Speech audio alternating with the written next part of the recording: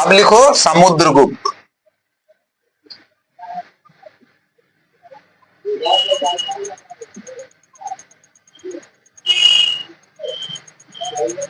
समुद्रगुप्त। और इनका शासन कब से कब तक नहीं बताया है। अंतिम जो है चंद्रगुप्त प्रथम का शासन अंतिम कितना था देखो तो 35 तक ना, 335 से, और यह 45 साल तक की है शासन, तो 80 ना होगा, देखो तब 45 जोड़ो तो हाँ, यानी यह 45 साल तक शासन किए थे, तो 380 तक। देखो डेट याद करने के लिए तुमको क्या करना पड़ेगा, कैसे डेट याद रहेगा, तो उसका जो है ऐसे में भूल जाओगे, तो तुमको याद रखना है कि कौन सा शासक कितने वर्षों तक शासन किया, तब ये याद रह पाएगा। ठीक है, वैसे तुमसे डेट नहीं पूछेगा, लेकिन अगर तुमको डेट याद रखना है तो कैसे याद रखोगे, तो श्रीगुप्त जो थे वह कितने वर्षों तक शासन किए 40, और घटोत्कच फिर कितने वर्षों तक 40, और इनका जो स्टार्टिंग है वह कब से है, जो गुप्त साम्राज्य का स्टार्टिंग है वो कब से है 240 से है ना। अब देखो 240 से है तो अगला शासक कितना साल शासन करेगा 40, तो अगला कितना आ जाएगा 280, यानी 40 वर्ष किए तो 280 तक ही हो गए श्रीगुप्त, 280 से 320 तक ही हो गए घटोत्कच, और फिर अगला चंद्रगुप्त प्रथम जो है वो 35 साल तक शासन किए, कितने साल तक 15 साल तक, तो 15 साल है तो क्या हो जाएगा 320 से 335, ठीक है। और फिर अगला शासक ये तो हो गया चंद्रगुप्त प्रथम, इसके बाद समुद्रगुप्त 45 साल तक, तो वो कितना हो जाएंगे 335 से 380, यानी ये 20 साल ये शासन किए, 40 साल ये, उसके बाद 40 साल ये 15 साल, और ये कितना 45 साल, ऐसे समय याद रखोगे तो तुमको याद रहेगी। देखो गुप्त वंश का सबसे शक्तिशाली शासक कौन हुआ, समुद्रगुप्त, ठीक है। समुद्रगुप्त यह जो है एक बहुत ही महान सम्राट हुए, और इनके पास जो है ये कवि भी रहे, ये इन्होंने एक पुस्तक भी लिखी थी, बहुत सारे जो है उपाधियों का भी जो है यह धारण किए थे। और समुद्रगुप्त जो है यह आर्यावर्त के 9 शासकों को हरा दिए थे, कितने शासक आर्यावर्त के, आर्यावर्त कहने का मतलब भारत का उत्तरवर्ती क्षेत्र, यानी कि उत्तर भारत के कितने शासकों को हराया, हाँ आर्यावर्त वैसे पूरे भारत का नाम था, ठीक है। तो याद रखना इसमें लिखा गया है आर्यावर्त और दक्षिणावर्त, ठीक है। और अगर तुमको समझना है तो याद रखना है कि उत्तर भारत के 9 शासक और दक्षिण भारत के 12 शासक, टोटल कितने राजा हो गए 21 शासक को इन्होंने हरा दिया था। और पूरे भारत पर ये यानी कि कहा जाता है कि समुद्रगुप्त का जो घोड़ा था वह 3 समुद्र का पानी पीता था, इसका अर्थ क्या है 3 समुद्र का पानी। अब देखो कि इधर जो है कौन सा है समुद्र बताओ तो, इस साइड में कौन समुद्र बंगाल की खाड़ी, और इस साइड में अरब सागर, और नीचे में हिंद महासागर, यही है ना 3 समुद्र हुआ। तो 3 समुद्र का पानी जो है कौन पीता था समुद्रगुप्त का घोड़ा। इसका अर्थ ये हुआ कि समुद्रगुप्त का जो साम्राज्य था इधर भी कहीं नहीं छूटा था, यहाँ भी पहुंच गया, इधर भी पहुंच गया, और नीचे भी पहुंच गया। यह उत्तर भारत में 9 राजाओं को हराया, दक्षिण भारत में 12 राजाओं को हराया, ठीक है। टोटल कितने राजा हुए 21 राजाओं को कितने हरा दिया था समुद्रगुप्त, ठीक है। अब बताओ तुम लोग कि समुद्रगुप्त का ननिहाल कहाँ था, देखो समझिए नहीं रहा अर्थ, घोड़ा पानी पीने का अर्थ है, जो घोड़ा किसका है समुद्रगुप्त का है। घोड़ा पानी जहां पिएगा वो अपने राज्य में न पिएगा कि दूसरा के राज्य में जाके पिएगा।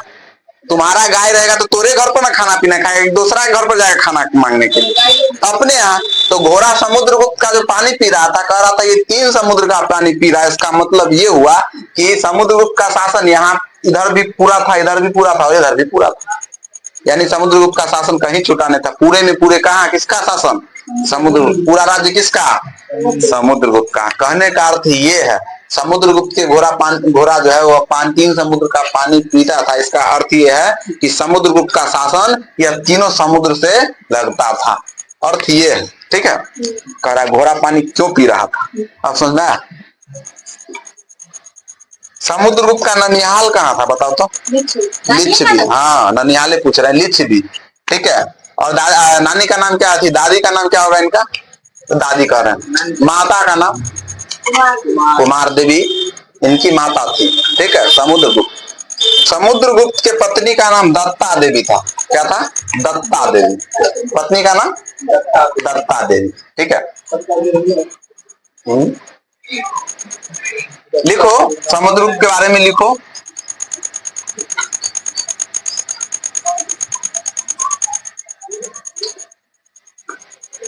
लिखो,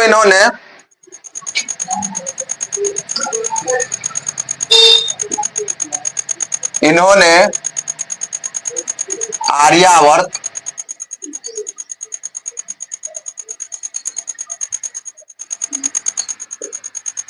आर्यावर्त के 9 शासकों को पराजित किया।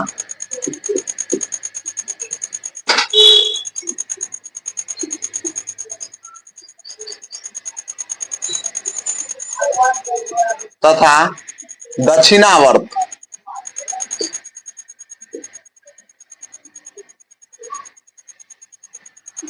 दक्षिणावर्त के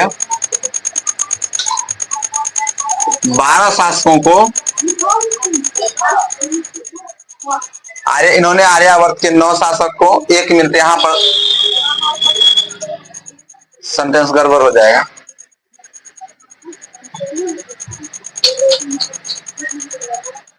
इन्होंने आर्यावर्त के 9 शासकों को तथा दक्षिणावर्त के 12 शासकों को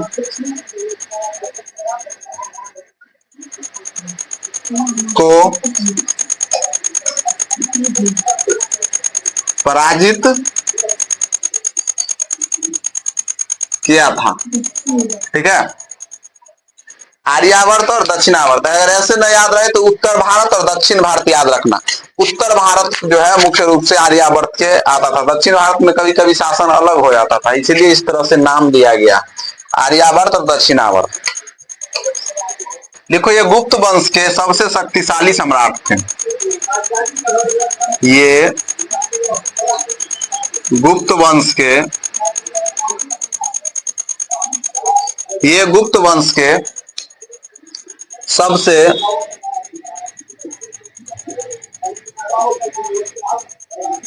शक्तिशाली सम्राट थे।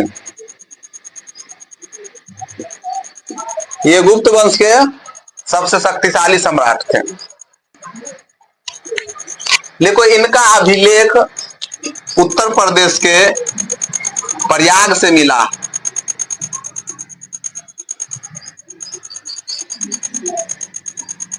देखो, इनका अभिलेख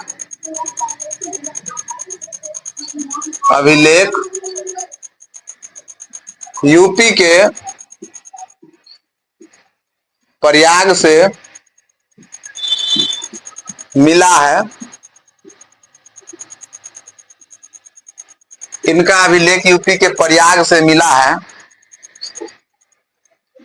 जिसे प्रयाग प्रशस्ति कहा गया है।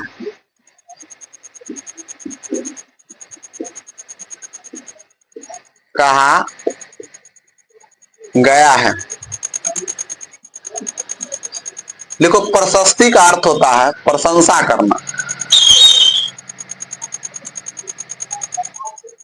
का अर्थ है प्रशंसा करना।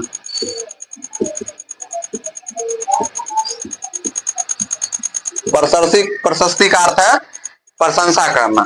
देखो, यह अभिलेख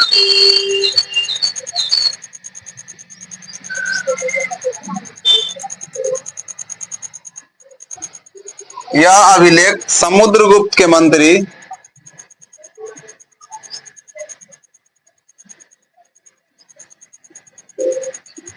राजकवि, राजकवि थे। यह अभिलेख समुद्रगुप्त के राजकवि हरिसेन हरिसेन के द्वारा लिखा गया।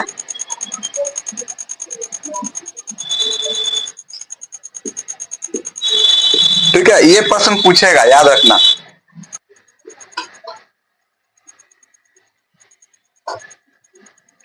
लिख लिए हो?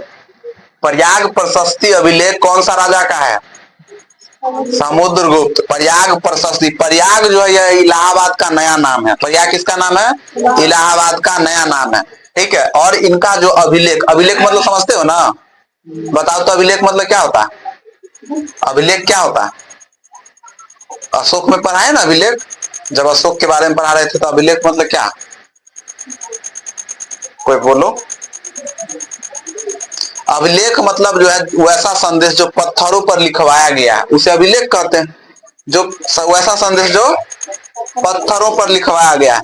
तो यह जो प्रयाग प्रशस्ति अभिलेख है, यह समुद्रगुप्त के प्रशंसा में लिखा गया है, उनकी प्रशंसा की गई है। कहाँ?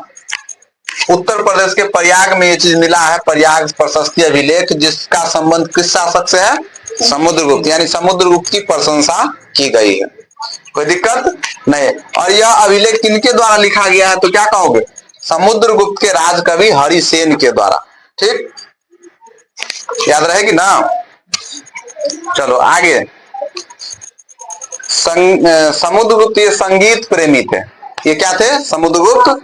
समुद्रगुप्त एक संगीत प्रेमी थे। ठीक है, इसका पता कैसे चलता है कि ये संगीत प्रेमी थे? क्यों? इसलिए क्योंकि इनके द्वारा जो सिक्का चलाया गया था उन पर जो बीना बजाते हुए चित्र दिखाया गया समुद्रगुप्त का। ठीक है, मतलब कि ये जब राजा बने होंगे तो ये अपने समय में एक सिक्का चलाए होंगे और उस सिक्का पर अपना चित्र बना था और इस पर ये बीना बजाते हुए दिख रहे हैं। इससे ये पता चलता है कि समुद्रगुप्त क्या थे? संगीत प्रेमी। ठीक है, लिखो सिक्कों पर वीणा बजाते हुए चित्र, बजाते हुए चित्र, सिक्कों पर वीणा बजाते हुए चित्र समुद्रगुप्त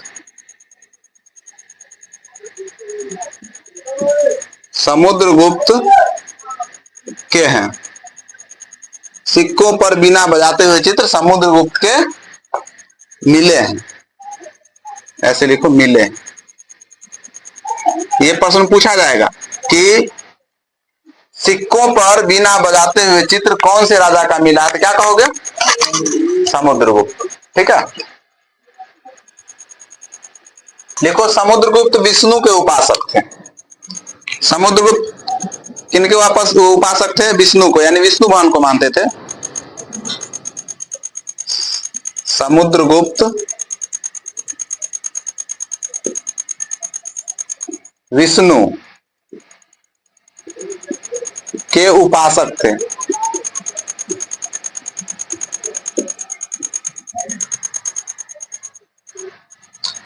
गुप्त वंश का राजकीय चिन्ह गरुड़ था।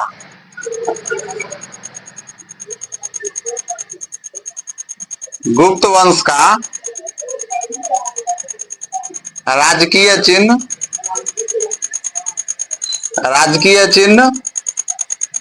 क्या था? गरुड़ था। गुप्त वंश का राजकीय चिन्ह गरुड़ था।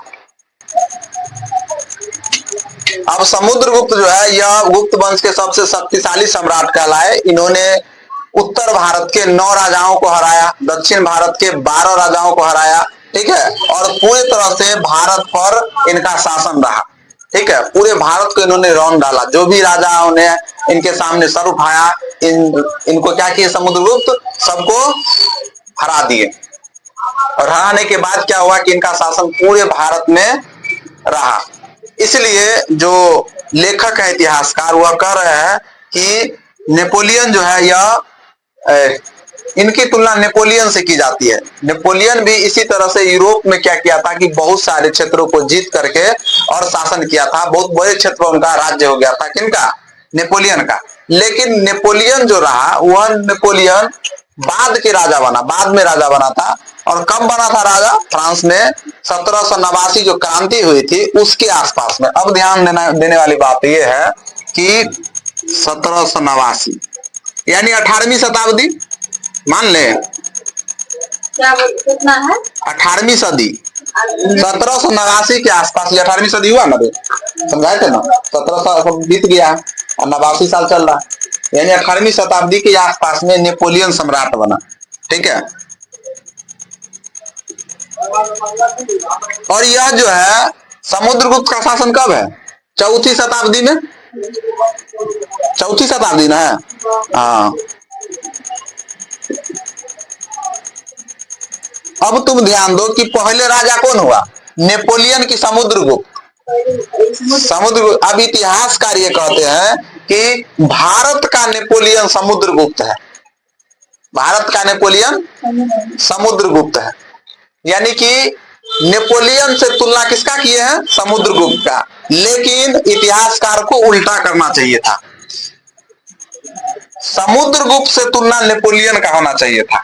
ठीक है, उसे यह कहना चाहिए था कि यूरोप का समुद्रगुप्त नेपोलियन, न कि यह कहना चाहिए था कि भारत का नेपोलियन समुद्रगुप्त। यानी यूरोप के इतिहासकार यह कहना चाहते हैं कि समुद्रगुप्त जो है वह नेपोलियन के जैसा था। ऐसा नहीं बोलना चाहिए। हम लोग को कैसे बोलना चाहिए? हम लोग को ऐसा बोलना चाहिए कि नेपोलियन जो है वह यूरोप का समुद्रगुप्त है, ऐसे बोलेंगे ना, नहीं तो उल्टा तुलना कर दिया गया। देखो, सबसे पहले समुद्रगुप्त है और समुद्रगुप्त शक्तिशाली राजा थे। ठीक है, जिस तरह से ये भारत में पूरा तरह से राज्य को शक्तिशाली बनाए, उसी तरह से नेपोलियन यूरोप में किया था। तो इतिहासकार तुलना करते हैं समुद्रगुप्त का नेपोलियन से और कहते हैं कि भारत का नेपोलियन समुद्रगुप्त है, भारत का नेपोलियन, भारत का नेपोलियन समुद्रगुप्त है। लेकिन क्या बोलना चाहिए उनको? क्या बोलना चाहिए कि तुम्हारा नेपोलियन हमारे समुद्रगुप्त जैसा है। तुम ऐसे बोलो कि यूरोप का नेपोलियन समुद्रगुप्त है, उल्टा बोलना चाहिए। ठीक है, ये प्रश्न पूछा जाएगा तो लोग से ऑब्जेक्टिव में कि भारत का नेपोलियन किसे कहा जाता है, तो क्या कहोगे? समुद्र। ये प्रश्न पूछता है, हर जगह पूछेगा। लेकिन इतिहासकार को ऐसा बोलना चाहिए नहीं। वो क्या कर रहे हैं कि वो अपने यहाँ के राजा को तुलना करवा रहे हैं समुद्रगुप्त से और ऊंचा बता रहे हैं। ठीक है, ये कथन में ऐसा प्रदर्शित होता है। और अगर समझने वाली बात यह है कि देखो, ये चौथी शताब्दी के महान सम्राट है और ये बाद वाला आया, तो बाद वाला आया तो जो पहले उसका तुलना ना होना चाहिए, तो उल्टा कर रहे हैं। समझ आ रहा है कि ऐसे यहां कर रहे हैं? समझ में आया? ठीक है, लिखो,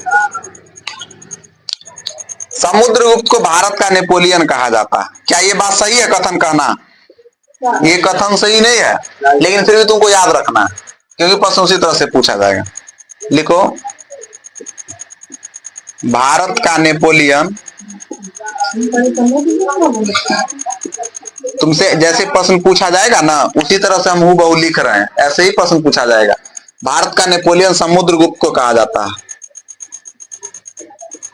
हम लोग का इतिहास कौन लिखे? अंग्रेजी सब लिखे हैं रे। अंग्रेज से बहुत सारा चीज जुटाए हैं, पूरा तात्विक शास्त्र, और उसी के आधार पर जो है लिखा गया। तो कुछ ना कुछ वो सब चीज तो करेंगे ही। ऐसा नहीं कि सब के सब अंग्रेजी है, कुछ भारत के भी लोग हैं इतिहासकार जो उसको क्या किए, आगे बढ़ाए। भारत का नेपोलियन समुद्रगुप्त को कहा जाता है, कहा जाता है।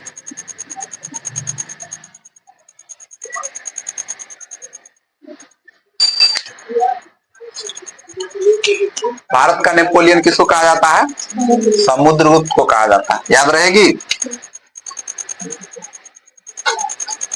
गुप्त वंश का सबसे प्रतापी शासक या शक्तिशाली शासक समुद्रगुप्त। समुद्रगुप्त की पत्नी का क्या नाम था?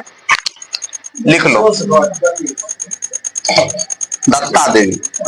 हाँ, लिखो, समुद्रगुप्त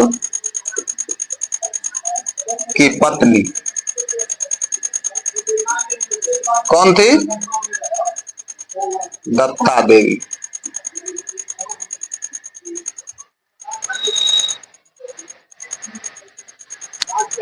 गुप्त वंश के राज कवि कौन थे? समुद्रगुप्त के राज कवि कौन थे? बताओ। समुद्र हरिसेन। याद रखना, पूछा जाएगा कि हरिसेन कौन से शासक के राज कवि थे, तो क्या कहा कहोगे? समुद्रगुप्त। प्रयाग प्रशस्ति अभिलेख कौन सा शासक का है? तो समुद्रगुप्त। क्या कहोगे? गुप्त वंश का सबसे सबसे शक्तिशाली सम्राट समुद्रगुप्त। प्रयाग प्रशस्ति अभिलेख कहाँ है? तो यूपी में। और उसको कौन लिखे हैं? तो हरिसेन। प्रशस्ति का मतलब क्या होता है? प्रशंसा करना। प्रशस्ति मतलब प्रशंसा करना। याद रहेगी? गुप्त साम्राज्य याद रहेगा? समुद्रगुप्त के बारे में याद रहेगी इतनी बातें? बोलो। समुद्रगुप्त के बारे में अगर कहेगा लिखने के लिए तो लिखोगे? लिख दोगे इतना, ठीक है, तो कोई दिक्कत नहीं होगी। ऑब्जेक्टिव जो भी पूछा जाएगा इससे ही तुमको पूछा जाएगा। कोई दिक्कत? बोलो। अब आगे बढ़ जाए।